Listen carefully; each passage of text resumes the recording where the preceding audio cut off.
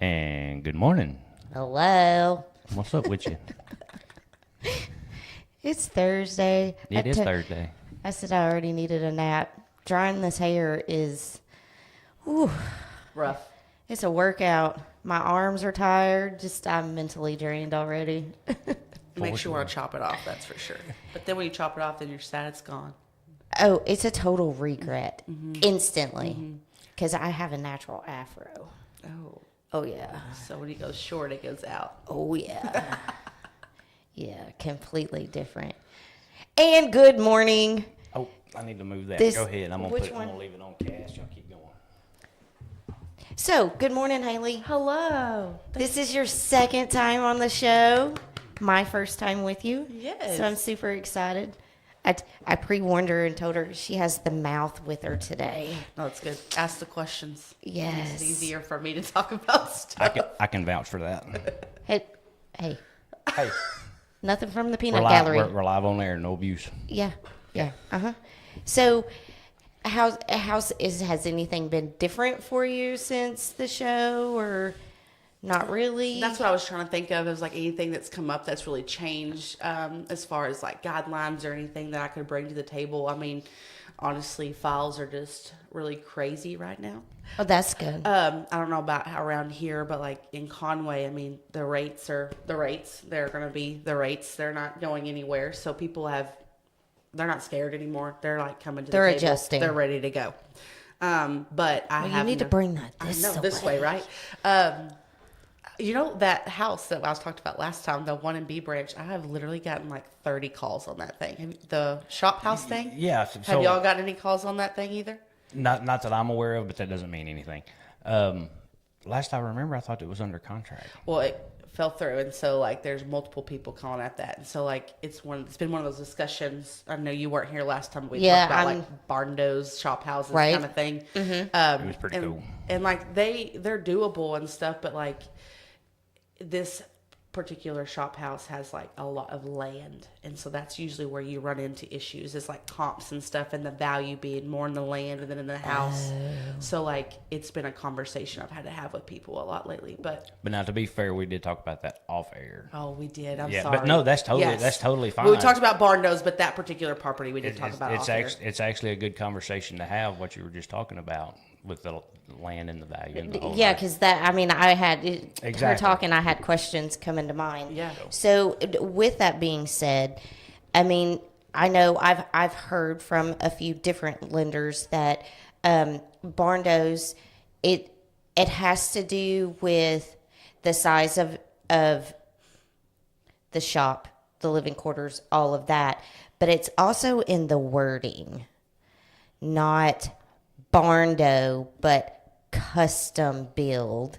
Or metal home. Yes. But in this situation, because you're saying it has land with it, do you have a max amount of land that it kind of pushes it out of your RAM? Not a specific number. It's Okay. really once again, it's gonna come back to that appraiser and how much they appraise it for. Because like with a mortgage, the value in that has to be more in the home than it does in the land. Like the mortgage is based on the house, not the property, right?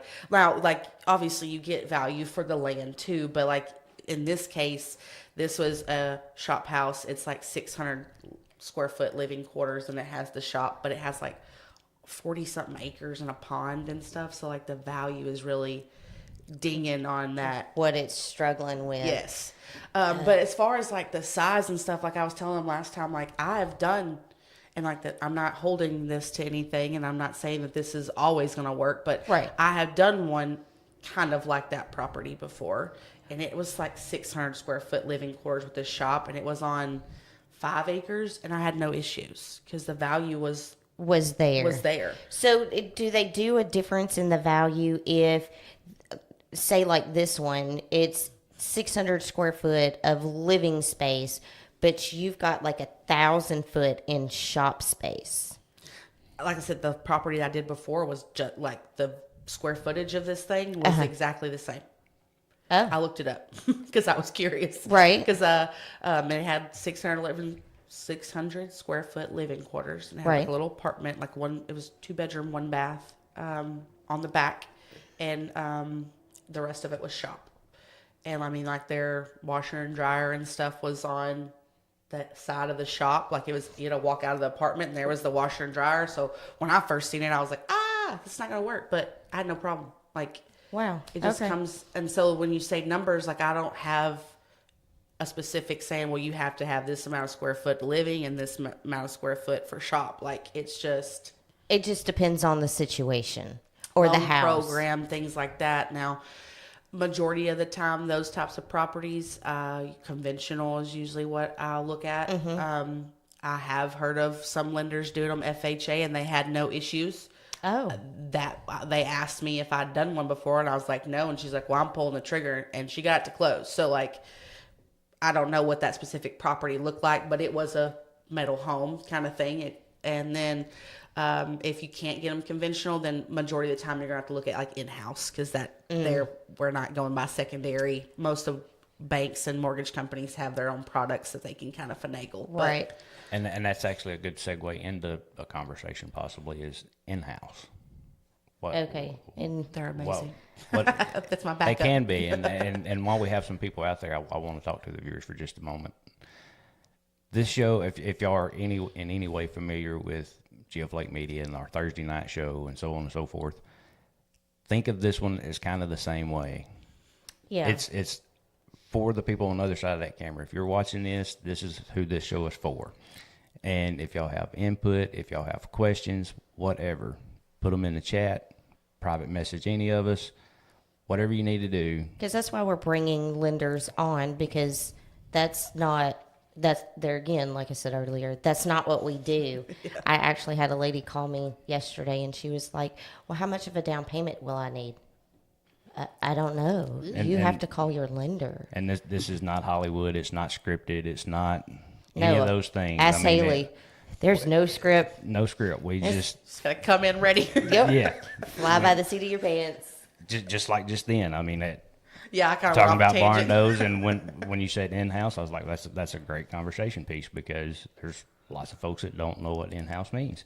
Correct. So we're just going to let the conversation happen how the conversations happens. Naturally. And we hope y'all have input, y'all have questions. Even if it's not a question, you just want to say something. Like Mike. Good morning, Mike. Yes. Good By all morning. means, be a part of the conversation, because this is for you. Don't be scared to chat it up. And with that being said, in-house. Yes, because I have a question to follow up with that. Go for it. No. You want me to talk about what in-house is? Yeah. So when it comes to loan programs, you have lots of options, and it's based off of which program fits the borrower. Every program has their own different guidelines. Some accept things, some don't. So when we say in-house, that means we're not going off of secondary, which is like Fannie Mae, Freddie Mac, or the government type of guidelines. So a lot of places have these in-house products that kind of finagle those guidelines a little bit. It means we're not going to sell those off. They stay with the bank. And so we're able to kind of tweak things a little bit to make things fit. For instance, I'm trying to think of something that we do in-house that maybe, so for income wise, for instance, like income, self-employed borrowers, those are really hot right now. Yeah, y'all understand, self-employed borrowers. When a lender looks at your stuff, we go off of what's on your tax returns. We go off of, Right. What's on that tax returns, what you filed, what you deducted from it. Like, we can't go off of the gross, we go off the net. Right. So, for instance, like FHA, they usually take a 2-year average of your self-employed income. If there's any kind of decrease from like 23 to 24, there's like a certain percentage, and I want to say it's 10%. Don't hold me to that. I don't have the guidelines for me, but I want to say it's like a 10% decrease. Then it kind of draws a red flag, and they're going to start asking questions. They're more likely going to ask for like another year's of tax returns. They're going to want a year-to-date profit and loss statement. They're going to want a balance sheet to kind of see like what's this new year looking like? Was it just like a hiccup? Maybe you just had like a slow year. You're back on track, that kind of thing. Was it kind of coincidental? Exactly. Yeah. With in-house, that 10% decrease kind of goes like we don't really hit on that too hard. We can kind of bounce back from it, and normally we'll ask for like just that extra year tax return, but we won't really hit you on the year-to-date profit and loss and things like that. So just little things like that where we can finagle it around. Large deposits.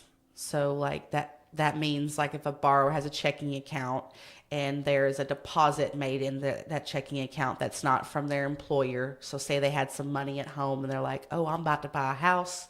Let me put that in Let me there. go put this, what I call mattress money Mm-hmm. in the Yes. in the account. If it's a certain percent of what their monthly income is, like if it's more than 50% of what their check is, then secondary will deem that as what they call a large deposit. So now they're going to want to know where this Where'd that money come came from. And then that's really hard as a lender because there's like certain things that we can provide to, document for that, and they don't take cash on hand. So if you say it's money I've been saving up at home, they won't take it. They're like, So will they just not, if that's the case, if it was mattress money, so to say, cash, and it's just, I mowed a yard, whatever. So if that's the case and it's more than 50% of what the check is, and it was like a 1 or 2 time thing, will they just not include that? correct. Okay. They'll take that out of what your assets are for equation. us to approve for the file. Yeah. Unless it's been there. So they call it seasoned. So if you're going to do that, then secondary requires it to be in that account for at least 2 months to show that it's not moving. So if you have, like, I'll have that discussion with borrowers. If they have money at home that they're using, then it needs to go into their account and set for a certain period of time. They call it seasoned. But in-house, we don't mess with large deposits. We can take cash. So if you have cash and you're like, oh, I just never wanted to put this into an account till now and I want to buy a house, put it in your account, we can roll. Really? It's kind of weird. It's kind of weird. So an in-house loan would, in my mind, seems like it would be more comparable to probably a conventional style. Yeah, they do It's- go off it's- a lot of the Fannie Mae guidelines, things like that, but they're just some things that they'll just kind of push off a little Yeah. bit. I say push off. They're not saying it's okay, but they're like, They're not gonna take red flag it. Exactly. Because I'm assuming you're probably not going to. There's going to be things that you won't qualify with, like FHA, Cash on hand for VA, one. Yeah. right? Things like that, yeah. Like down payment assistance, things of that nature. In-house is a little more. I'm assuming. Yeah. I'm asking. Yeah. So they're different. So like I say, they're more lenient on things like that, but they also have different guidelines as far as like credit scores and down payment. So they kind of tweak that side of things to make it a little harder to get qualified, so they can make up for the things that they're not holding against borrowers for secondary. Okay. Which, So, which like- makes total sense. Yeah. So like for instance, like with They're us, taking more risk. They want you to have a little more skin in the game. exactly. So like for instance, with conventional with us, the minimum credit score is like a 620, FHA 620. In-house, my minimum has to be a 640. So they kind of take it, and then it's based on a tier. So it goes all the way up, however high you can go up, but depending on what your credit score is, tells me how much of a DTI I have to go by. So it kind of falls differently. So you're being more hit on that side, so we can look the other things. Which makes Yeah, bring me more So- money and we'll overlook that you're Yeah. bringing cash, I mean, it And sounds I kind of fishy, but it's totally agreeable and makes total sense. Well, I mean, in any- some situations, in you any know, an business- in-house is like for us. I mean, not saying this would be the case, but us as an example, we go to buy a house, and it may be in our best interest and our best option to do an in-house versus a conventional FHA, VA, and RD, or Right. whatever. So I get that, especially for 1099ers. But that's why it's important not to just assume as a buyer that you can't do anything. Talk to people, ask questions. You never know what options are out there that open the door for you. Absolutely. I mean, no, the only stupid question is the question not asked. And that's what you do. That's part of your job. Yeah. You educate and borrowers educate me because there's some things they bring to my table and I'm like, oh, wait a minute. What is that? let me make a phone call on that one. And that's what's been happening a lot. I was telling my assistant, Kelsey, like when I get my files done, I send them to her and that's the next step in the process. And like here in the last 2 weeks, the files that have come through have been bangers. And I'm just like, where do people come up with this stuff? Like, I love a good, challenge, but sometimes I'm like, okay, well, we finally got a file the other day that was pretty normal. I say normal, and I'm like looking at it, and you're looking for that little ding. Yes. And Kelsey was like, "Are you gonna send me this file or what, dude? Like, are you not done?" And I'm like, "I swear, there's something probably wrong with this, and I just can't. And I'm not finding it." Yeah. She was like, "You just gotta take a chance." I'm like, "All right." We sent it, got it back, and they were like, "Great file," and just sent it forward. And I was like, "That doesn't happen very often." Yeah, I mean, stuff comes up that you don't know about, all the time. So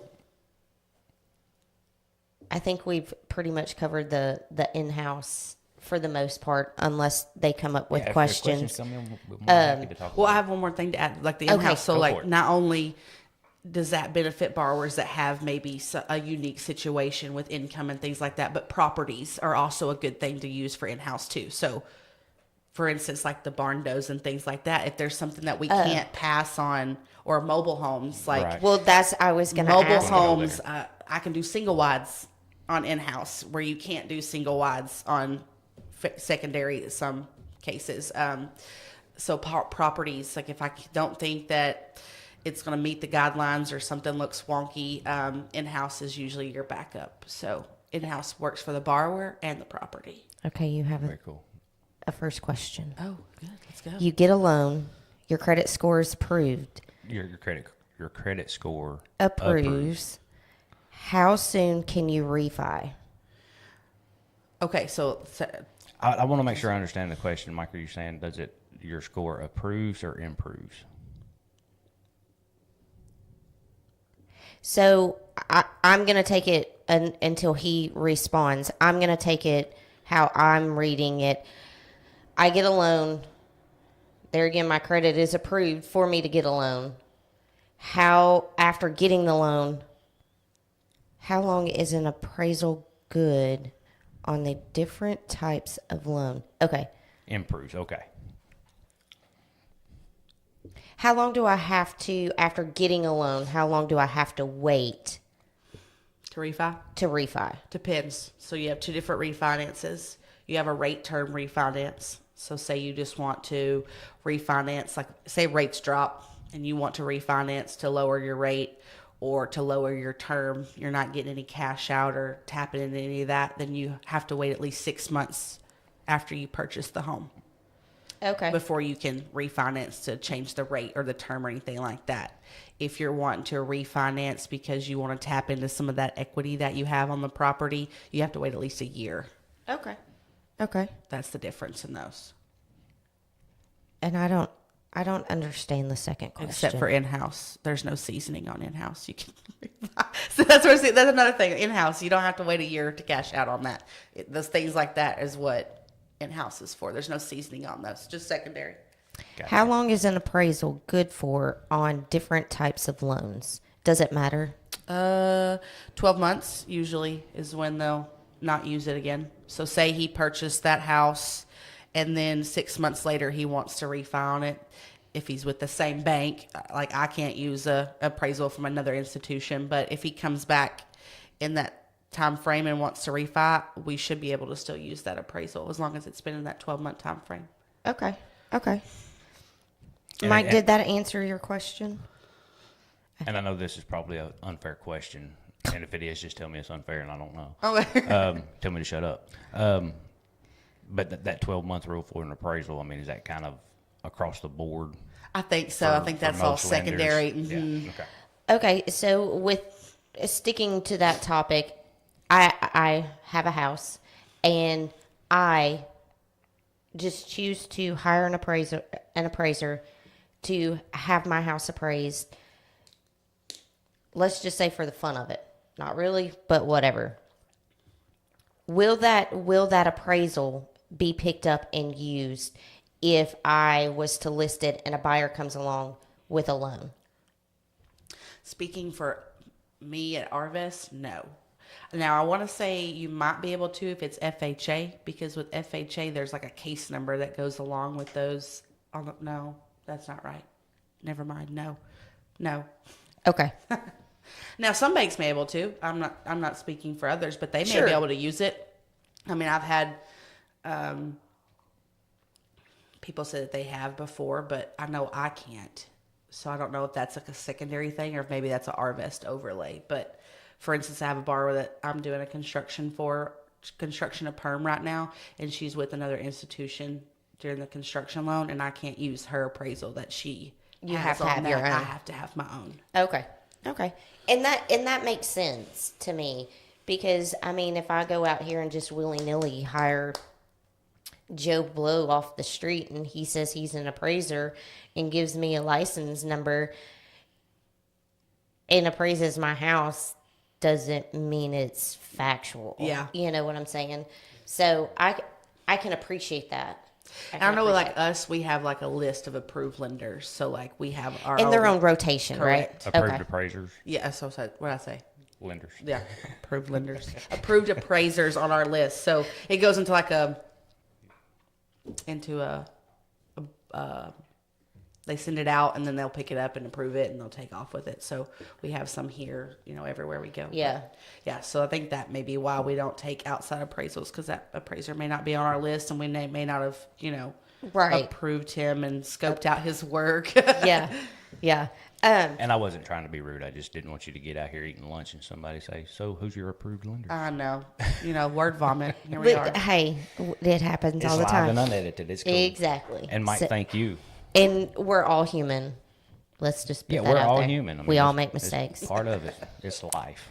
I mean, if y'all watch the show, y'all know we make mistakes. That's a mighty strong point you got there. Right at you. Yeah. Yeah. Okay, so kind of going back to the barn dough, but not really. So say you've got a deal and it turns into, it's got like 100 acres and just a small little house, no shop, no anything. At what point would it turn into an ag loan? I think, no, see, I don't do ag loans. Don't hold me to that. But I think it has to be where if that land is bringing any kind of income, I think that's where that ag loan comes into. So like if you yeah, have that cattle makes or sense. Okay. things like that where the land is producing income, I think that's where the ag side comes into it. Does Arvest do ag? We have a whole ag department that they work with all that types of loans, whether it's equipment, cows, or land and okay. stuff like that. That's cool. Yeah, that is pretty cool. I like to hear them talk about stuff. I'm like, so this guy the other day did one, and he has to literally go out and take pictures of these cows, and I'm like, you gotta take pictures of cows? He was like, yeah, because that's what the collateral is on. It's on the cows. So I literally have to go out there and take pictures of their cows to show what the. Yeah, I mean, I'm like, that's crazy. I want to go take pictures of cows. Right? I want to take pictures of cows and chickens. Yeah, let me go do that job. Yeah. That does seem kind of strange, but I mean, I guess it makes sense. Yeah. Yeah, because I mean, just like, sorry, I was taking a drink. Well, I mean, just like them taking the cows, at season to the sale barn. I mean, so the cow does have value, but I didn't know using them as collateral, so to say, Yeah. or whatever. They may not use that word on that side like we do. I don't know what they consider it as, but Right. Right. You That's the only word I know. So me that's too. so that's what I'm going with. So yeah, they do some crazy stuff on that side. So, but yeah, they have a whole department that specializes in that, and they've been pushing that, especially like in Hot Springs area, Northwest Arkansas. There's a lot of farmland and stuff, so that's where they Yes. take a lot of that in there. Yeah. Jonesboro area, we have All the branches Delta. down there. Yeah. Yeah. So that ag's big down there. So is Arvest Nation or is it Arkansas? So we're Arkansas, Kansas, Missouri, and Oklahoma. Okay. But we can lend outside of the state. Mm-hmm. Okay. But that's where all of our main branches are. Okay. I did not know that. For some reason, I thought it was nationwide. Well, I mean, to be fair, we do talk to so many people that it is really hard to keep up with who's who. That's why we highly recommend to people. Call and talk to them. Visit Exactly. with them. Exactly. So, putting you on the spot, going to ask you a question, though. Yeah. She's like, y'all doing that a lot today. I'm leaving. How can I get pre-qualified for a mortgage? That was not my question. That was a question that just came You want me in. to answer that one or me answer yours? Answer that one. Okay. It's more important. Mine's kind of just a ramble. Yeah, so pre-qualified for a mortgage, everybody does their own steps, as far as a lender of what we, how we approached it. But for as me, I really like to dive into, their budget and, their costs and stuff that they go through every month. So we have a program that we call it total cost analysis, and it's like a worksheet that I can work up for the borrower. So we'll talk about their income. We're going to look at pay stubs and stuff, or tax returns if they're self-employed. We're going to look at their monthly debts, which reflect on their credit report, and then we're just going to have that conversation. Just because someone is pre-qualified on paper, that might not be their comfort zone. So I really target what they're comfortable paying. And I want to know if you pay rent, do you pay $1,000 in rent? Is that your comfort zone? Do you want to stay there? So we have that conversation on the front end, and just kind of go through that whole thing. And then not necessarily do we have to fill out an application right up front. A lot of lenders will just jump in and pre-qualify you, but I really like to coach my people, and we have that conversation, and we kind of work up numbers outside of the pre-qual stage, because I want them to exactly know what it looks like, what the costs are. Do you have these funds? Are we going to be looking for funds elsewhere? And then I work that worksheet up for them, and then we have that conversation. What do you like about this? What do you not like about this? Do you have questions? Do you understand it? And once they tell me, okay, I like this, let's move this, we move it around, then we will fill out the application, because then we know where they stand, what they want to see, how I need to set this up, and there's no confusion at that point. It's ready to go. That's awesome. Gotcha. But that's just me, and I'm that kind of person. I want to know everything on the front end. You're more personal. Yeah, I want to know what I want them to be comfortable when I pull that credit. I want them to be like, yes. I don't want to pull their credit and look at it and then they'll be like, dang, yeah, I don't want to do this anymore. And now I just ding their credit and all that stuff. So my process is a little different. So Kelsey, that's what we would do. We would sit up and have a conversation so I can know about your goals and where you kind of stand and what you're looking for from me as far as how I need to help you. And then the application would come along, and that's where we would pre-qualify you. So I will say, Kelsey, I do appreciate that question, because that leads me to a question. Explain to the viewers the difference between a pre-approval and a pre-qualification. That's a good one. Uh-huh. Everybody all the time will text me, but can I get pre-approved? That's not the word we use, but yeah. Yeah.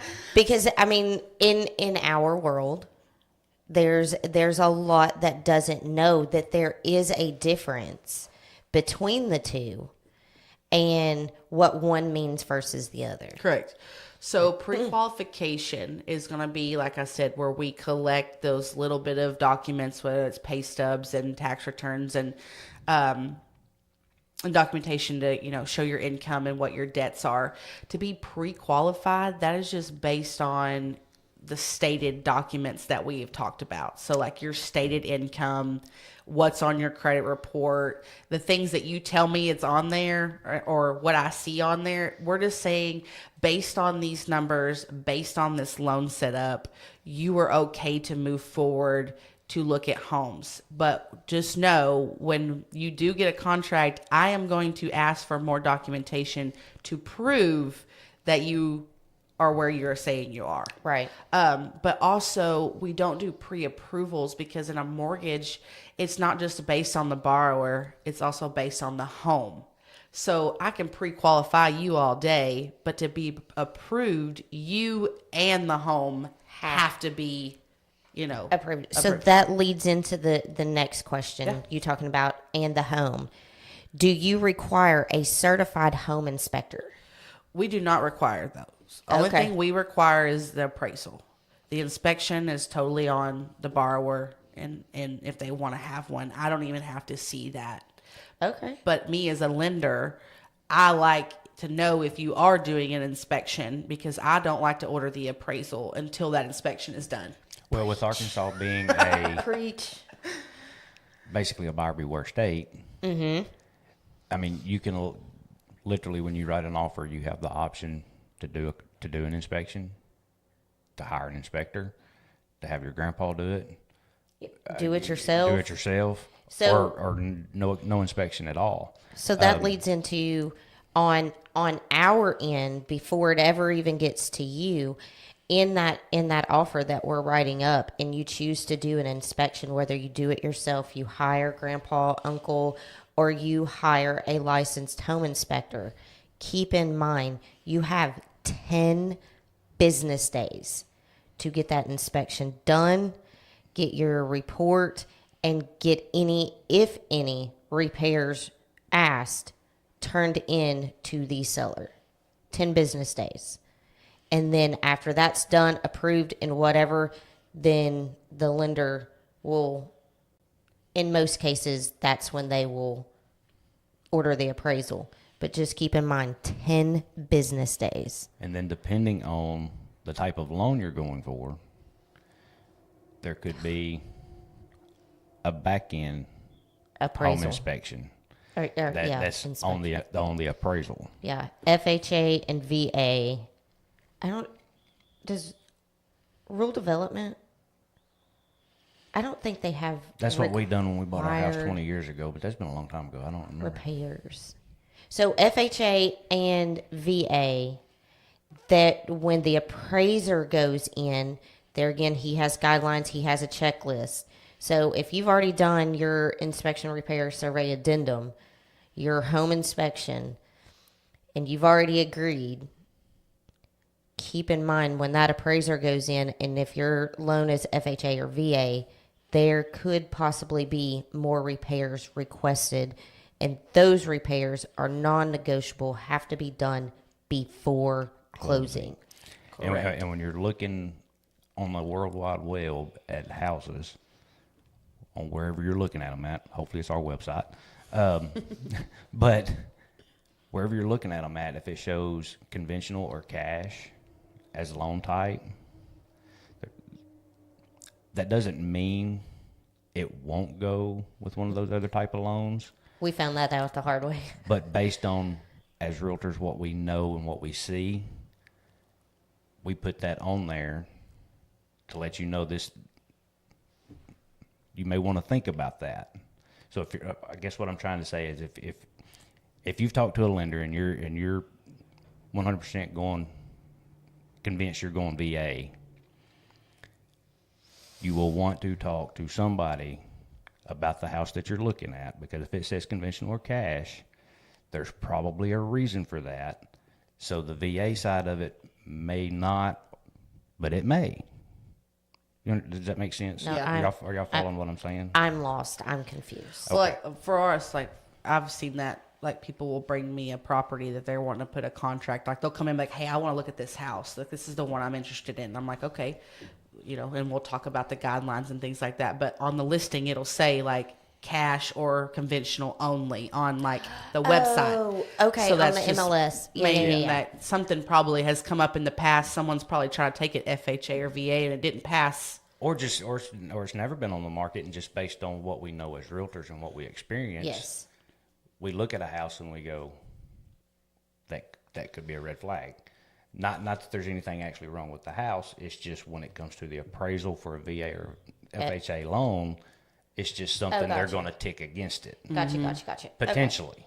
Not Potentially. guaranteed. And y'all usually do that too. Like, so say for instance, if y'all were listing it or whatever and y'all put that on there, does that normally happen for like sellers when they are like telling you, I'm not fixing anything, like this is a as is kind of thing? Do y'all normally try to look at that kind of thing when y'all put that on Yes. there? Yeah. Because I've seen that in the past, like older homes, you know, the sellers are like, I'm not fixing any of this stuff. So like if they want it, They're going to have to do it. they're gonna have to do or- it. So y'all, I've seen where agents will put like, you know, cash or conventional only because there's some paint chips outside or whatever, and the seller's not fixing it. Right. So And yeah. it's funny you bring up paint chips, because not only is paint chips, you know, if it's wood or whatever and it's got chipping paint, not only is that a potential issue, but if you do have that fixed and they scrape the paint off and leave the chips on the ground and don't pick them up, That's still a ding. that's still a ding. What? You've got to pick the paint Yep. chips up.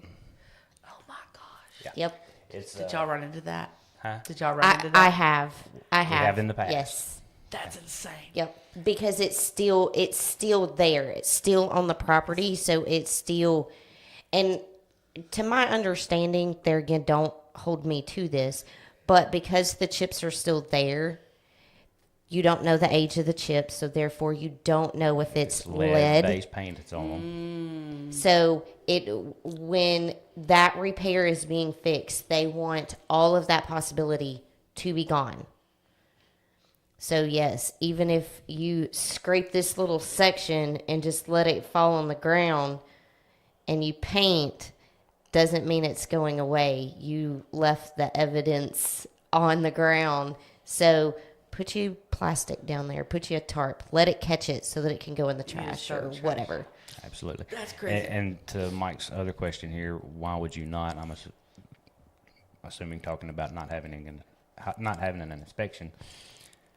Like for myself and Jess, whenever we bought our first house, I mean, when we had an inspection on it, because that was the first house we ever bought, and we told it was a good idea, which it was. It's not a bad thing, if for no other reason, to not kind of have an idea of where you need to put your attention when you close on the house.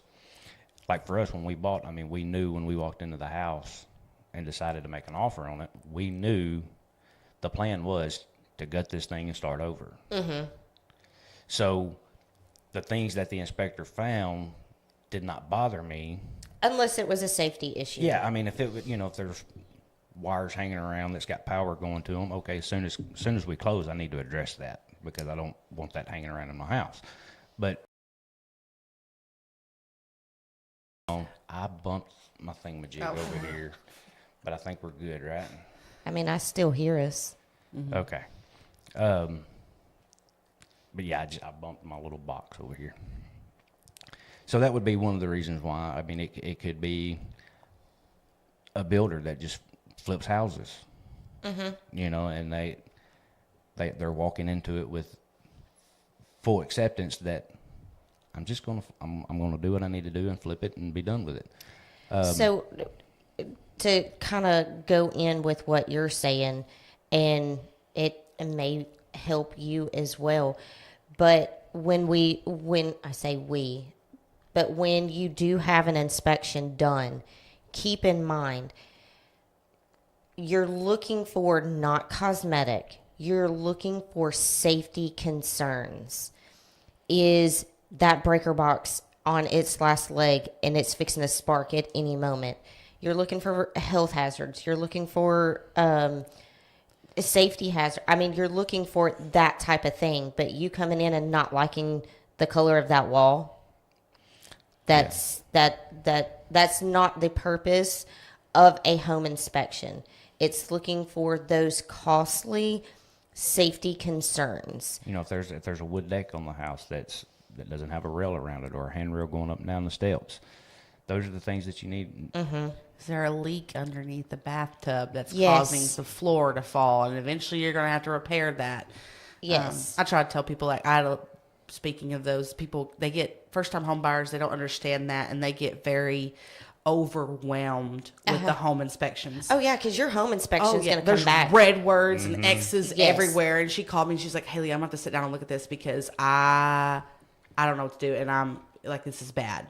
And I'm like, okay, bad because like there's something bad on there, or just like there's just stuff everywhere. And I'm like, listen, if you don't get an inspection back that's this thick that has all the red words, your inspector did not do his job. Because that's Like, their job. They're to going to find. nitpick Yes. everything, and that's great. You want to see that, but you, like you said, you want to know: is this AC unit about to flop? Yes. Is there leaks that are going to need flooring replaced? Is there bad spots on the roof that's going to have to be replaced? Are there, wires exposed that could cause a fire? Like the paint, window, like ugliness, like cosmetic stuff. That No. we don't care. No. So if you're a seller that you're selling for the first time, or even if you're not selling for the first time, if you're selling a home and you're talking to your realtor and they're talking about these things with you, it's not because it's digs at your house or anything like that. It's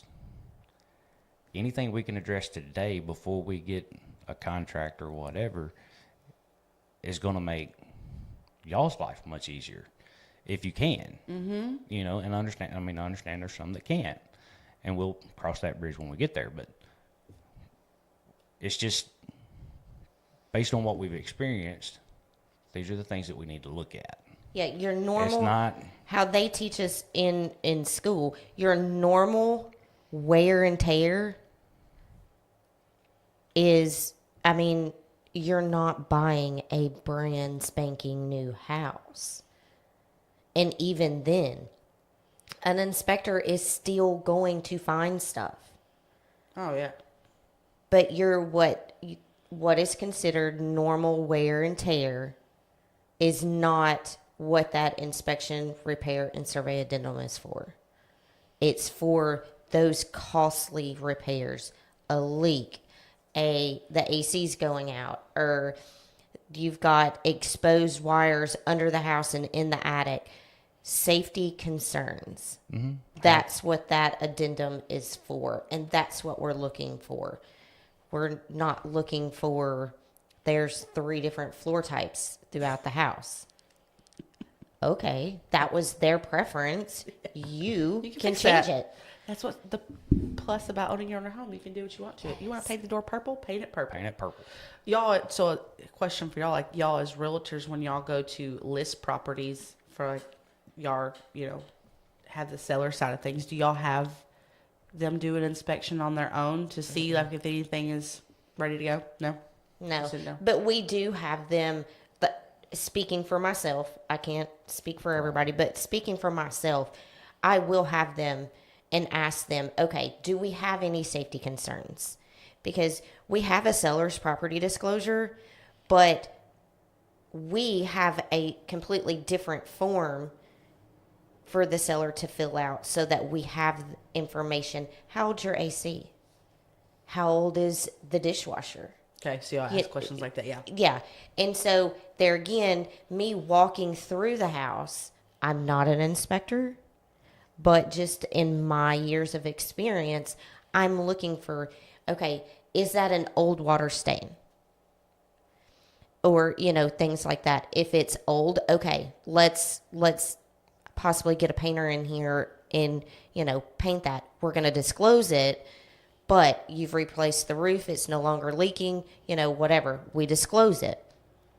But if I see something, you've got a outlet right there that doesn't have a cover on it, doesn't have anything, and the wires are just, we got to fix that. Oh, yeah.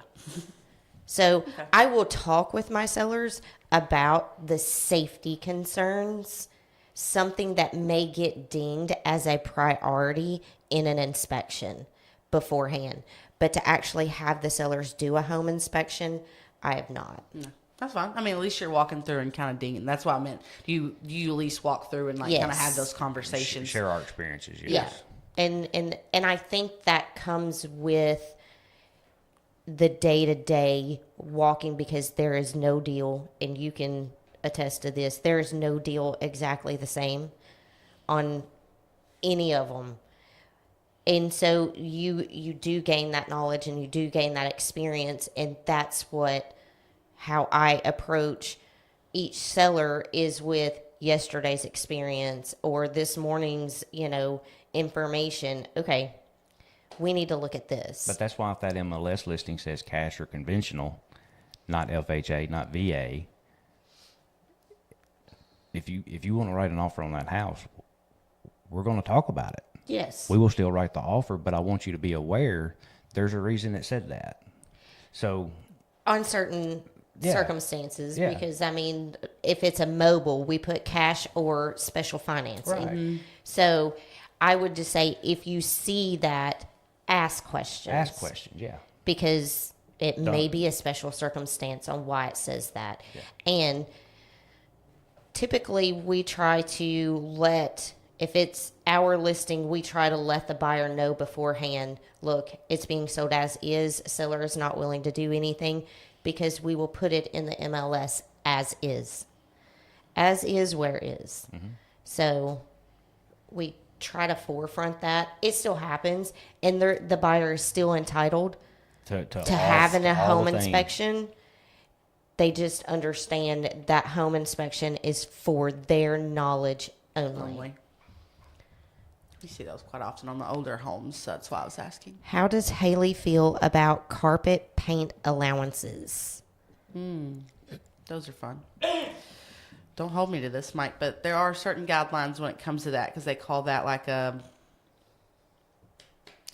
if the seller is going to provide you the funds to complete something, then that's what they call like escrow for completion. So like, it's stuff that has to be completed before title will release the funds.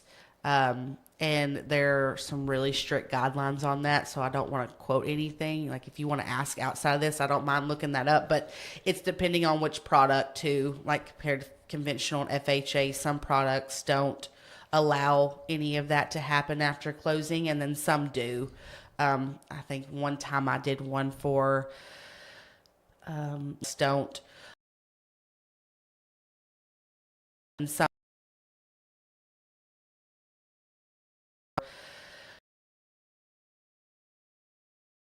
one of those like Roush Coleman homes that they have there in Conway, and the sod wasn't put in the yard yet, and we were able to get it approved for them to complete that after closing.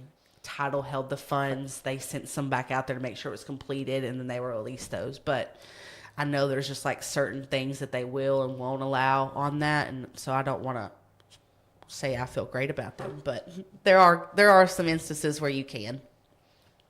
I don't know about carpet and paint.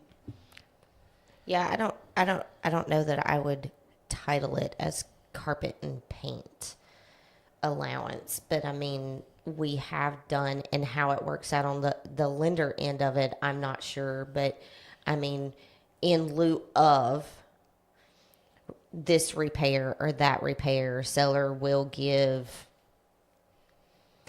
$1,500 towards buyer's closing cost, or $1,500 at closing, whatever. We have done it that way. We just don't title it, so to say. Yeah. Okay. Yeah. So you can do it that way too. Me as a lender, like, what I always do if I get a contract and it says something about like seller to provide something, this amount of money for repairs, I always try to like coach the realtors to not say anything about repairs in the sentence. Right. To just say like towards closing costs. And if you want to use that to do your paint and your carpet, by all means, that's on you, bud. Yeah. But if you put repairs, the underwriter 90% of the time is gonna be like, what repairs are we talking about over here? Yeah. The appraisal come back clean. What repairs? Yeah. And I've seen deals go Fall on their haywire face. over that. So it really comes back to wording. Correct. Yeah. But sorry, I jumped to think. Some people allow that if you're doing it at closing, and then some want it after, things like that. So that's what I meant, that escrow completion. So I went off the topic on that one. Terminology. But None of us are sure of the actual terminology. Yeah, no. Yeah. It's just it's There kinda like again, everything every else. situation it's is a case different. by case Yeah. basis, and yeah. we just work through it the best we can. Yep. Because I mean, there are times when on the front end they see, okay, this is going to have to be done. This is going to have to be done. Yada yada yada. Okay. Seller will reduce price to $1,500 less than contracted price, or whatever. It there again, it just basically comes back to wording. We don't try to label anything unless it is an absolute must. But there again, carpet and paint comes back to cosmetic unless the carpet is bad because the floor is or something leaked. there or was a leak whatever. and the floor's Yeah, rotting or damage. something like that. Yes. But carpet and paint comes back to cosmetic. And yes, you are correct. A lot of it is all semantics. Yep. Well, guys, this has been fun. I know. It is already 10:52. I didn't realize how it flew by. See, that's what I It's told you. the He math. needs you. And that's yeah, I just like to talk, but if it's going to help you feel more comfortable and it's going to help them kind of tune in and, whatever. That's But kind of the the role we try to conversation- play is just, Yeah. We're the Feeding we're the into it. one that asks the stupid questions. I mean, Yeah. I don't mind at all. Yeah.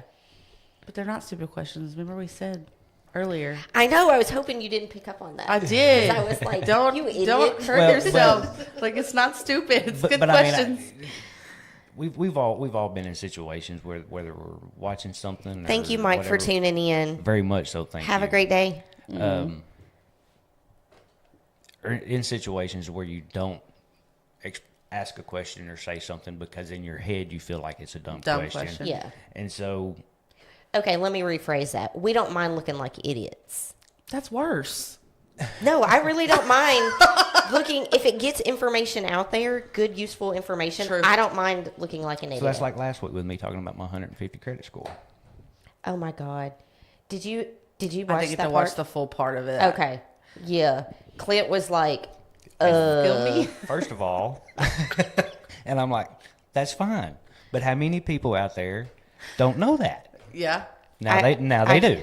I can't even believe he said that. I was like, wait, what?